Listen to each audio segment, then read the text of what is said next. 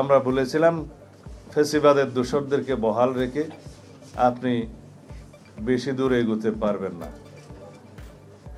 আপনি কিছু কিছু শুনেছেন, কিন্তু মনে হয়েছে এত শ্লথ গতি যে আপনি কি সংস্কার করবেন আমাদের বোধগম্য নয়।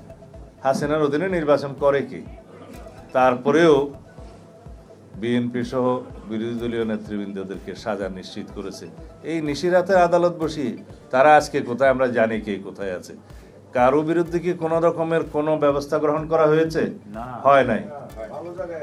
আওয়ামী লীগের যত নেতা কর্মী গণহত্যা এবং মানবতা বিরোধী অপরাধের দায়ে মামলায় গ্রেফতারকৃত হচ্ছে।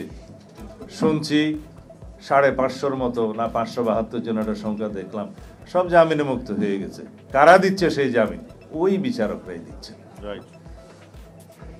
আপনারা আওয়ামী লীগকে কোনো রাজনৈতিক কর্মসূচি করার জন্য রাজপথে নামতে দিবেন না, মানি, সমর্থন করি, কিন্তু এইভাবে আওয়ামী লীগকে আপনি কয়দিন রাজপথে পুলিশ দিয়ে ঠেকাবেন?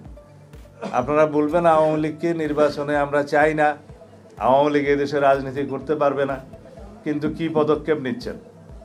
আইনি কোনো পদক্ষেপ কি এই সরকার নিচ্ছে? না।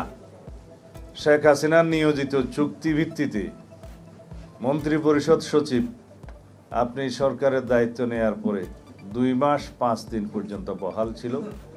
অতঃপর চুক্তির মেয়াদ শেষ হওয়ার পরে সে স্বাভাবিক নিয়মে অবসর নিয়েছেন। আপনি তাকে বাদ দিতে পারেন নাই। 2 মাস 5 দিন কি সেই মন্ত্রী পরিষদ সচিব আপনার পারপাস সার্ভ করেছে নাকি ফেসিবাদের উদ্দেশ্য সাধন করেছে?